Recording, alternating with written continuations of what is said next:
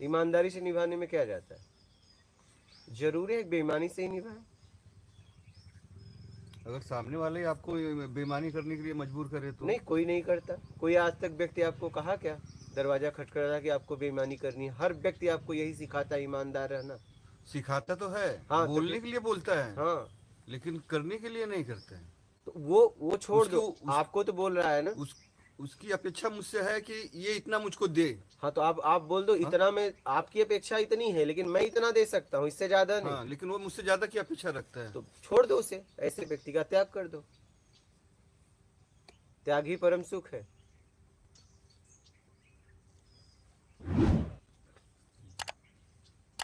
हाँ भाई, नाखून इधर से इधर गड़ने लगे तो हम उसको कटवा देते हैं, उंगली सड़ने लगे तो हम उसको कटवा देते हैं। तो ऐसे रिश्तों का त्याग कर दो जो आपको गंदा कर रहे हैं।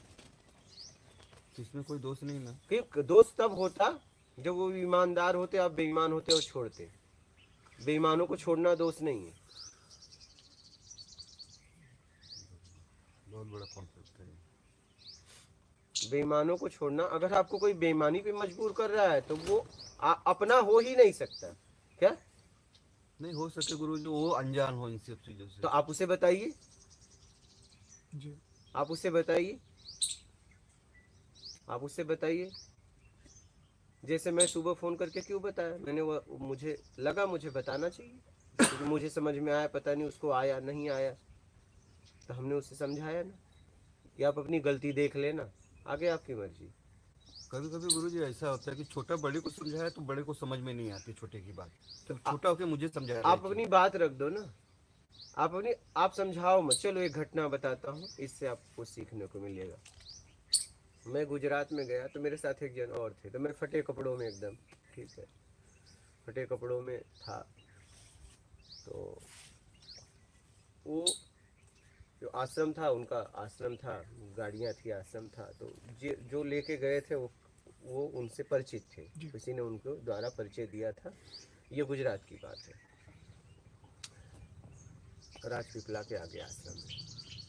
तो हमारे फटे हुए कपड़े हमारे साथ थे। वो उन्होंने मुझसे आके कहा कि वो बोले कि इन दोनों को पकड़ के कहाँ से लाए। तो उन्होंने मेरे तरफ से बोला था कि ये आध्यात्मिक है, लेकिन इस बात को उन्होंने माना नहीं। ये ऐसे फटे कपड़ों में आध्यात्मिक, ये कैसे? फिर शाम हुई, भोजन हो गया, तो बोले, उनके कुछ भक्त थे, बोले महाराज जी सत्संग करेंगे, आप भी चलोगे? वो टीचर थे, रिटायर्ड टीचर। तो मैंने कहा कि मैं जाके क्या करूँगा? बोले चलिए आप भी बैठना। मैं कहा ठीक है, अगर आपकी इच्छा है तो चल रहा हूँ, मेरी इच्छा तो नहीं है, लेकिन अगर आपकी इच्छा है तो मैं आपकी इच्छा को नहीं तोड़ूंगा, बैठना ही तो है। गया, बैठ गया। अब वो सत्संग कर रहे थे, ठीक है, अब वो बोल रहे थे। अब वो जिस स्थिति पे बैठ के बोल रहे थे, उनकी स्थिति तो नहीं थी, गद्दी पे, मुझे हंसी आ रही थी, क्योंकि वो गद्दी के लायक वो नहीं थे। अच्छा। क्योंकि मैं कुछ बोल नहीं पा रहा था, मुझे बस हंसी, हाँ मैं हंस रहा था, मुस्कुरा रहा था उनकी बात सुन के। हाँ अगर वो नीचे बैठ के बोलते तो नहीं हंसता। जी। हाँ, जी। उस जिस पद पे वो बता के बैठे थे, जिस गद्दी पे बैठे थे, उसके लायक वो नहीं थे। तो उन्होंने एक बात कह दी कि स्वर सत्य है। अब लोगों ने तो हाँ में हाँ कह दिया, मेरे से रहा नहीं गया। हम उठे तो मैंने कहा महाराज जी, हाथ जोड़ के, मुझे तो बताना था लेकिन मैंने अपनी बात रखी। महाराज जी मुझे कुछ पूछना है आपसे। खुश हो गए, बोले पूछो। बोला महाराज जी आपने कहा कि स्वर सत्य है, समझ में नहीं आया, स्वर सत्य है कि स्वर लेने वाला सत्य है? बोली बात वही है। बोला महाराज जी दोनों एक ही हैं कि अलग अलग? लेने वाला और स्वर ये अलग हैं कि एक ही है? अगर एक ही है तो बात वही है। जी। अगर स्वर लेने वाला अलग है, स्वर अलग है, तो सत्य इसमें कौन है? जी। फिर उन्होंने बात कहा कि बात वही है। मौला महाराज जी वही कहाँ है, यही मेरे समझ में नहीं आ रहा। समझ तो मैं गया था जी। पूरी तरह, जी। लेकिन मैं उनके द्वारा सबको समझाना चाह रहा था।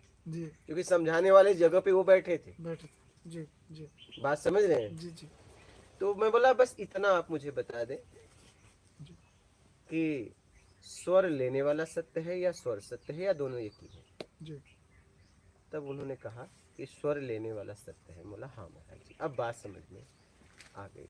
हम्म, अब तो वो शर्माने लगी इस बात में। मैं बैठ गया। इसके बाद उनका खत्म हुआ। खत्म होने के बाद वो जो शिक्षक थे रिटायर, उन्होंने बात रखी कि कल सत्संग होगा। उन्होंने भी हाँ कह दिया। जब दूसरे दिन सुबह हुई तो उन्होंने संदेश भिजवा दिया ऊपर से कि कह दो मैं बीमार हो गया। जी समझ रहे हैं? तो कहने का मतलब है अगर कोई बड़ा बन रहा है तो उससे पूछने में उसको बता दो। क्या पूछना आपने देखा मैंने उनको कैसे बताया? उनके द्वारा सबको बता दिया। मैं ये भी तो कह सकता था कि महाराज जी जो कह रहे हो गलत है, गलत है। लेकिन नहीं, जिस गद्दी पे बैठे थे उस गद्दी का भी एक सम्मान था। जी उस लायक तो वो नहीं थे। ये बात वो भी समझ गए, वो भी समझ गए, लेकिन सम्मान के साथ हमने उनको भी समझा दिया, भक्तों को भी समझा दिया। योग्यता से अधिक वाला केस समझ रहे हैं?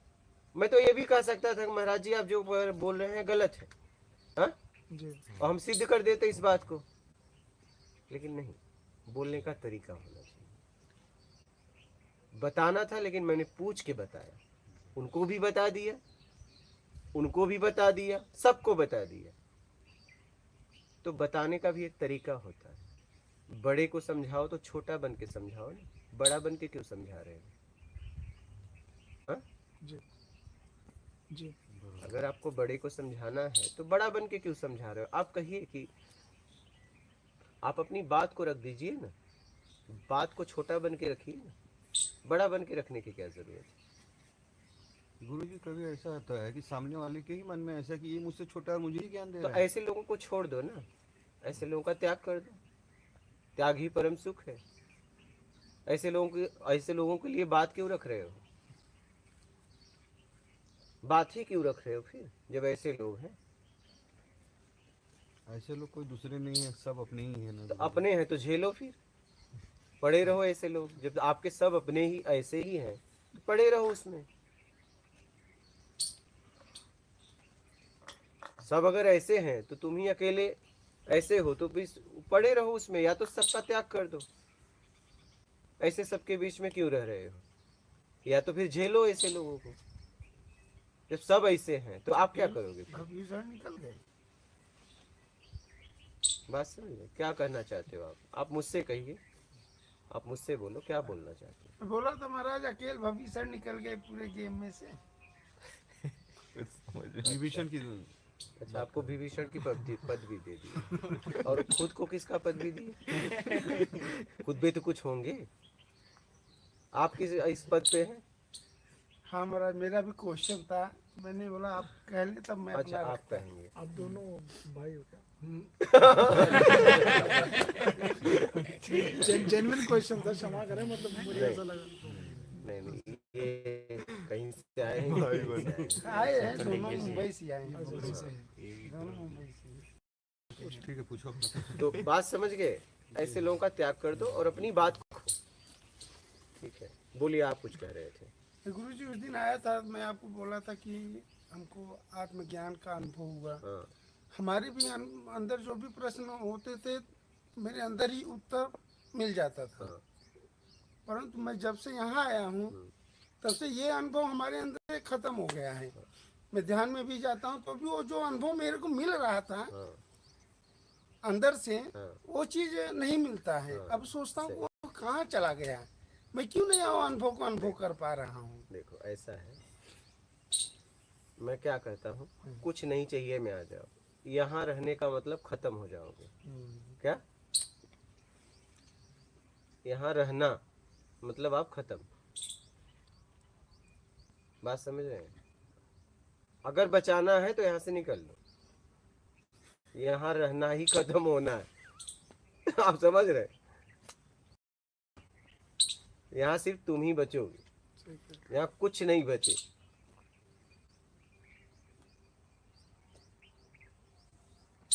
समझ रहे हैं? हाँ, अगर बचाना है तो निकल सकते हो, क्योंकि एक आया था वहाँ से, कहाँ से, साउथ से, ठीक हम है, बता रहे थे। हाँ बता रहा था ना, तो वो उसने कहा कि मैं तो खत्म हो जाऊंगा, तो मैं बोला मैं तो ये बात पहले ही कहा। बोले कुछ बचा है, तो बोला ठीक है। बोले अब मैं जाऊंगा, बोला नाश्ता करके जाना, नाश्ता कराया। बोला ये तो बात मैंने पहले ही कहा था, देखो लिखा है बेमतलब से आना नहीं, मतलब है तो आना नहीं, और कुछ नहीं चाहिए में आना है, तो ये बात तो मैं पहले ही बता रहा हूँ। यहाँ यहाँ बस तुम ही बचोगे, सब खत्म हो जाएगा। फिर वो निकल भी गया। हाँ हाँ, वो निकल भी गया। बोले यहाँ तो मैं सब एकदम वो हो जा रहा हूँ, खत्म हो जा रहा हूँ। बोला ये तो मैं पहले ही बताया था, यहाँ रहना ही खत्म होना है। खत्म हो जाता है। यहाँ सब खत्म हो जाता है। तो देख लो अभी अगर अगर कुछ बचा है कि सब खत्म हो गया। जिस चीज की अनुभूति नहीं हो रही तो क्या कहेंगे उसको, बस खत्म ही वही होना ना। है। हाँ तो वही, नहीं कुछ बचा है या नहीं, जो बच्चे हैं हमारे रिसर्च बुक में है वही। नहीं मतलब बुक में बचे हैं, आपके अंदर खत्म। आत्म जो अनुभव होता था वो अनुभव नहीं हो रहा, नहीं तो वही, उसको क्या कहें। नहीं वही, यहाँ यहाँ ऐसा है कि यहाँ पे आंतरिक व्यक्ति खत्म हो जाता है। ये बात मुझे भी पता है, आपका यहाँ रहना मतलब खत्म होना।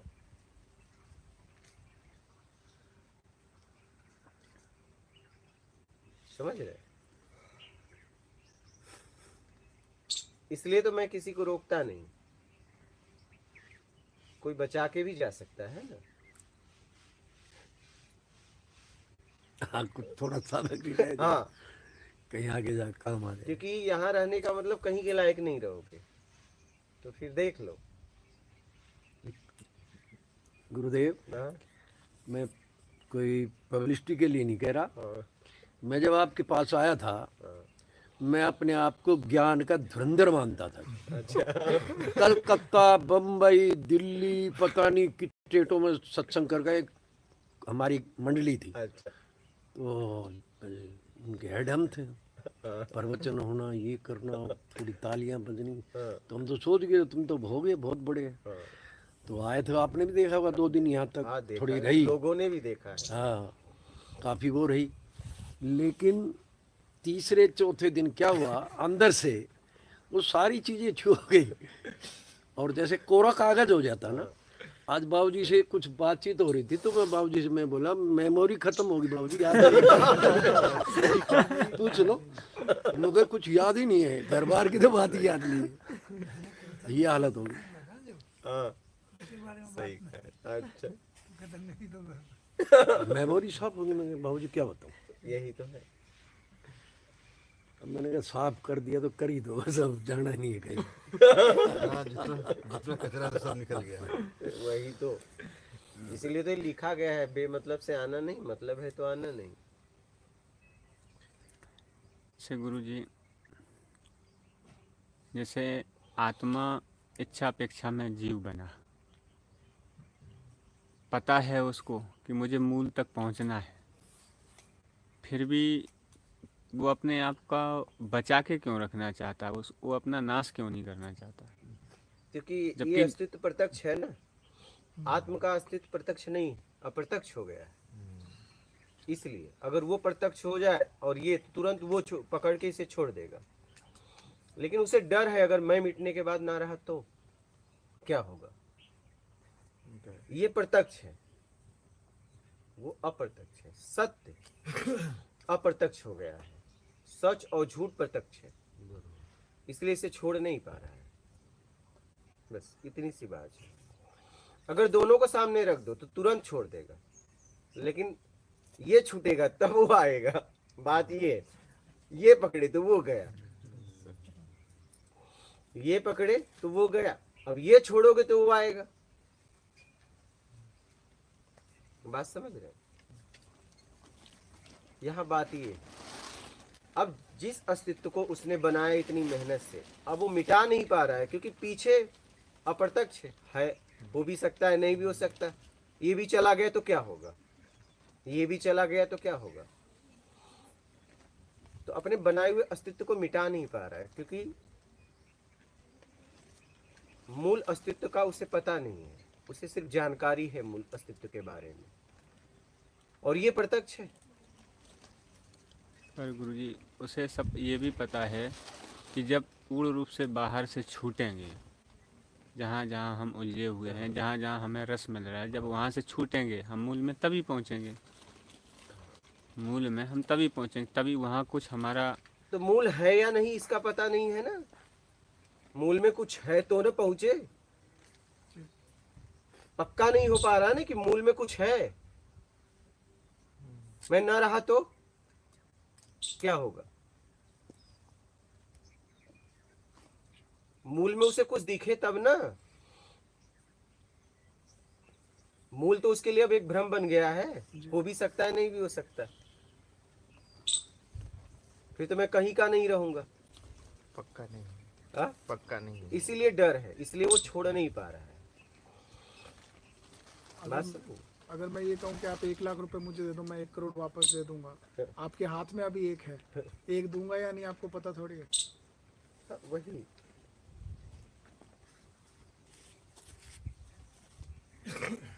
बनाया हुआ। समर्पण हो जाएगा तो हाँ? इनका जो पूरा समर्पण हो जाएगा, इनका तुम्हारा। किसी का भी गुरु तो हाँ, तो अपना बोलो ना, इनका क्यों बोल रहे हो। आपका हो गया, जब आप ही का नहीं हुआ तो इनको कैसे बोलोगे बालक। पहले खुद का तो आपका क्यों नहीं बोलो कि जब समर्पण हो जाएगा मेरा तो हो जाएगा। मेरे को समझ में आया। बात समझ गए। इतनी आसानी से मिटा नहीं ये गुरुदेव मेरे पास सोया हुआ था उधर बड़ के नीचे, कौन? अच्छा, ये बालक। हिमालय वाला। तो रात को पता नहीं क्या क्या बड़बड़ आ रहा था, मैंने देखा उठ के, मैंने कौन आ गया, मैंने देखा हो तो ये रात को पता जैसे आपस में बात करता है ना, किसी ऐसे बात कर रहा था जी। हाँ, मैंने इनको उस दिन बोला था, बोले मैं जाता हूँ, मैं बोला उसके आगे पागल खाना भी है। बोले उसके आगे समझ में नहीं आ रहा है क्या है, मैं बोला उसके आगे पागल खाना है। वो तो समझ गया था। अच्छा, समझ गए। जिस टाइम आप है जरूर। वो तो याद रहेगा ना, उसको बोलूंगा। हाँ, वही। वो तो मैं नहीं। हाँ।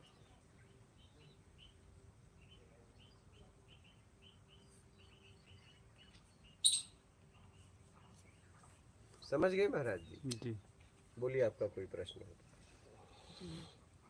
इन्हीं के प्रश्न से थोड़ा मिलता जुलता है, और जो आपने बताया संवाद जो आपका गुजरात में हुआ, तो इसी तरीके से अगर आपको ना कहना है और आपको सामने वाले की फीलिंग है उसको ठेस पहुंचाने का दुख है, वो दुख इसलिए भी हो सकता है क्योंकि फिर वो आपसे उनसे जो आपको मिल रहा है वो नहीं मिलेगा, या वो दुख इसलिए भी हो सकता है कि सच में उनको ठेस पहुंचेगी, इस चीज़ का दुख है क्योंकि आप प्यार करते हैं।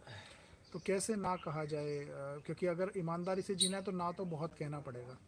ना ही कह दो ना, ना ही कह दो, क्योंकि हाँ में आपका भी भटकाव, आप उनके साथ भी तो धोखा कर रहे हो। बिल्कुल बिल्कुल। तो आप उनके लिए धोखेबाज तो मत बनो। कभी जीवन में समझ में आएगा तो बोलेंगे कि वो व्यक्ति सही था।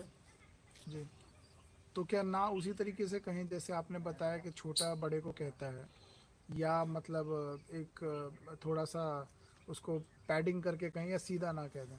नहीं, एक मर्यादा में ना कहें। एक मर्यादा में हाँ, ना एक मर्यादा में संबोधन करें, एक मर्यादा होना चाहिए। कहें। जी, कहने का एक तरीका होना चाहिए।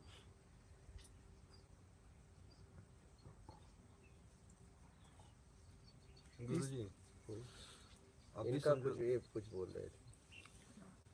बस ये कि जैसे आप के अंदर प्रेम है तो आप कितने लोगों को मना कर पाते हो? आपके वो जो टाइम है वो आपके अंदर से निकलता है। अब कल आपने ना मेरे प्रश्न को ना कहा, ना इनके प्रश्न को ना कहा, ना उनके को कहा, लेकिन आपके खाने में से समय निकला, कहीं ना कहीं से तो वो निकलेगा समय। हाँ, हाँ, कोई तो बात नहीं। आप भी मतलब जितना हो सके एक्स्ट्रा करते हो, ना नहीं कहना चाहते क्योंकि प्रेम आभास है। तो अगर आपको किसी अपने प्रिय साधक को ना कहना हो तो आप कैसे मैं कहें? तो नहीं कह पाऊंगा। मैं कभी ना नहीं, ना में तो मैं जीता ही नहीं। शरीर गिर सकता है बस, इससे ज्यादा नहीं।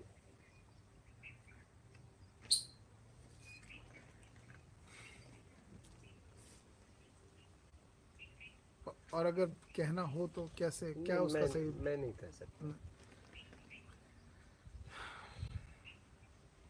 मैं जब तक उसकी जिज्ञासा है तब तक मैं उसको ना नहीं कह सकता। जी हाँ, अगर वो बातें कर रहा है जिसका उसके जीवन में मतलब नहीं है, जी। तो फिर मैं ऐसी बातें कहूंगा कि वो खुद कहेगा ना और मैं चला जाऊंगा। आप बात समझ रहे हैं? जी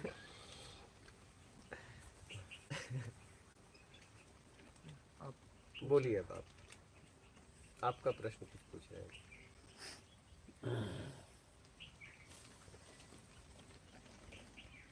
मेरे प्रश्न ही निकल वही तो रखना चाहिए ना। क्षमा करें भाई।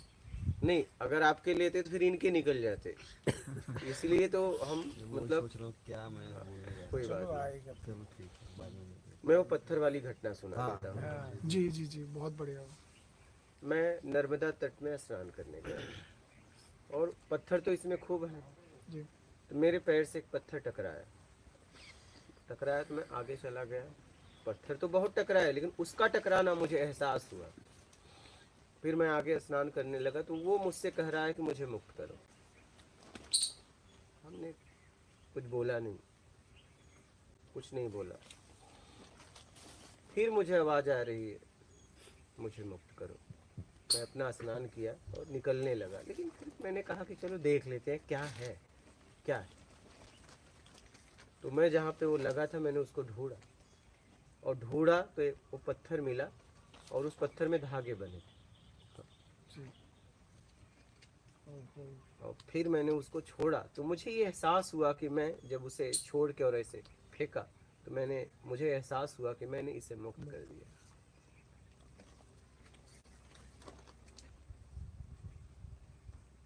समझ रहे हैं? मुझे डूब के निकालना पड़ा उसे। हाँ,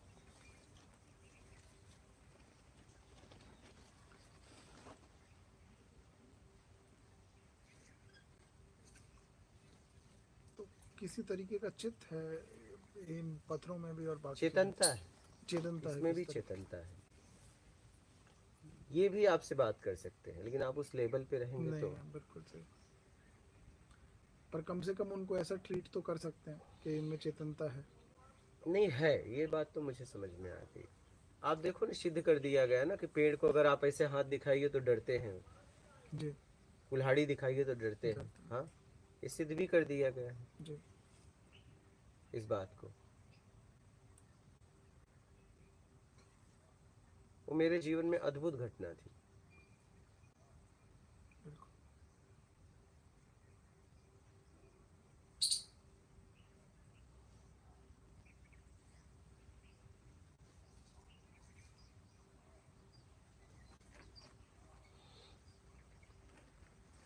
एक वो अद्भुत घटना थी। एक महाराज जी को हम एक साधना बताए थे, ऐसे ही उठे, ये आत्मज्ञान के लिए बोल रहे थे, मैं कुछ भी कर सकता हूँ, कुछ भी कर सकता हूँ। तो बोला, ये बुलाए थे जहाँ रहते थे, मैं वहीं जाके इन्हें समझा रहा था। जी तो मैंने देखा कि इनकी व्याकुलता, मैं आत्मज्ञान के लिए कुछ भी कर सकता हूँ। मैंने कहा, रात को ऐसे उठा एक बैग, मैं बोला आप सच में आत्मज्ञान के लिए कुछ भी कर सकते? तो इनका कहना था मर भी सकता हूँ, कुछ भी कर सकता हूँ। बोला पक्का है? बोले पक्का। बोला चलो मैं कहता हूँ आपको, 1 साल में आत्मज्ञान करवा दूंगा। ये मैं बोलता हूँ कि मैं जो बोलूँगा वही आपको करना है, लेकिन अभी भी पीछे हट जाओ। क्या? अभी भी पीछे हट सकते हो, फैसला सोच समझ के लेना, क्योंकि मैं कुछ भी बोल सकता हूँ। क्या? कुछ भी बोल सकते। मैं भी कुछ भी बोल सकता हूँ ना, क्योंकि 1 साल की बात है। जी सही बात। मैं भी क्या बोलूँगा पता नहीं। हाँ, तब इन्होंने बोले हाँ मैं करूँगा। बोला चलिए अभी से शुरुआत करिए, 12 दिन का पहला व्रत रखिए, नीरा जली, 12 दिन निर्जल। पानी, बिना पानी का। जी दिन का 1 दिन हुआ, 2 दिन हुआ, 3 दिन हुआ, 4 दिन हुआ, तो ये एक बार की जगह 2 बार नहाने जाने लगे। तो मैं बोला 2 बार क्यों नहा रहे हो? हाँ, क्योंकि पानी क्योंकि ये रोए से पानी पीने लगे। पीने लग क्या? गए। जी। हमने कहा नहीं, 2 बार नहीं नहाओ। और आप पहले जितना नहाते थे, ये क्या रुकने भी लगे पानी में? बोला रुको मत, आप जैसे पहले नहाते थे वैसे नहा के निकलिए। जी। ठीक है। फिर 4 दिन, 5 दिन, 6 दिन, 7 दिन, फिर 7 दिन के पहले ही मैं ऐसे खाट पे लेटा था, ये नीचे लेटे थे। अब देखिए उसमें 2 बातें थी, इनको नहीं पता थी, मुझे पता थी। 1 साल में आत्मज्ञान भी करवाना है और इनको जीवित भी रखना है, जी। ये बात इन्हें नहीं पता थी। जी। हाँ,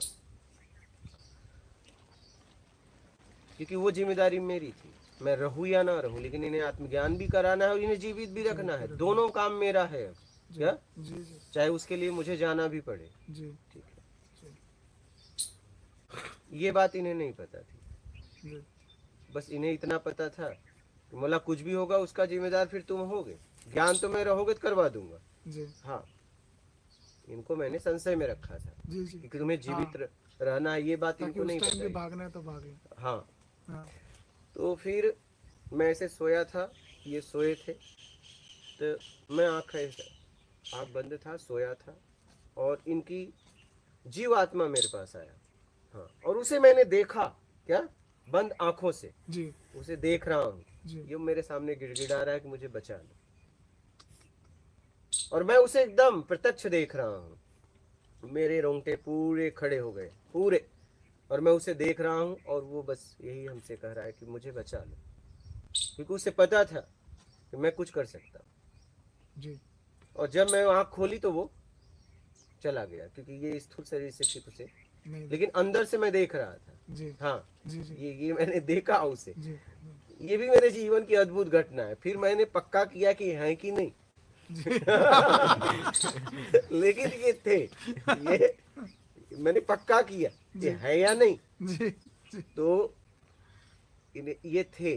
फिर इन्होंने 7वें दिन फिर मेरे को रात को बोला कि मैं पानी पी लूं, क्या करूं? मैं बोला ये आपके ऊपर है, जी। अगर आप नहीं पियोगे तो मैं तो करवाऊंगा, जी। लेकिन पी लिए तो बस बात खत्म हो जाएगी। अगर आपको जिंदा रहना है तो पियो, और इसमें कुछ भी हो सकता है साधना में, जी। जी भी सकते हो, मर भी सकते हो।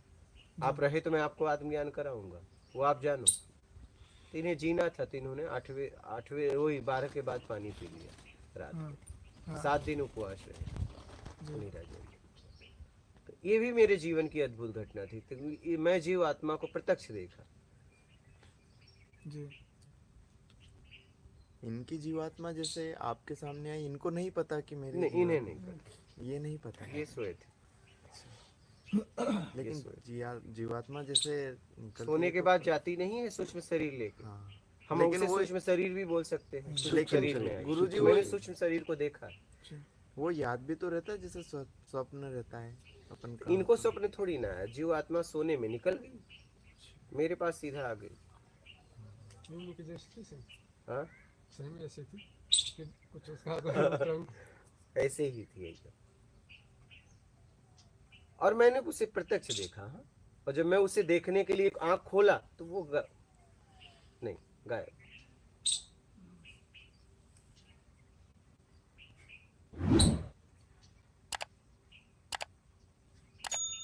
गुरुजी, इस बात तो मुझे आपकी ये बात है क्या? कि जैसे आपने इनको कहा कि मैं 1 साल में आपको आत्मदर्शन करवा दूंगा, तो मुझे आपकी बात याद है कि आपने जब अपने गुरु से यही शब्द पूछा था कि मैं 41 दिन में देवी के पास बैठो, मैं तुमको आत्मदर्शन करवा दूंगा, तो आपने अपने गुरु से पूछा था कि 41 दिन में जीवित भी रहूंगा कि नहीं। हाँ, तो सही है ना, वो बताओ। तो अभी ये समझो आपने इनको 12 दिन का उपवास दे दिया बिना तो पानी ये के। बोलना, इनको पूछना चाहिए था ना, ये पूछते ना। वो तो कह रहे हैं कुछ भी हो सकता है, क्लियर बोल रहे हैं। हम तो बोले कुछ भी हो सकता है, ये मरने के लिए तैयार थे ना। ये बोले आत्मज्ञान के लिए मैं मर सकता हूँ, अच्छा, ये खुद बोले ना। और मुझे आत्मज्ञान जीने में चाहिए था। यहाँ पे भटक गए महाराज जी। हाँ? हाँ? बराबर। समझ भी चाहिए ना। मतलब ये खाली आवेश में आके बोल रही है।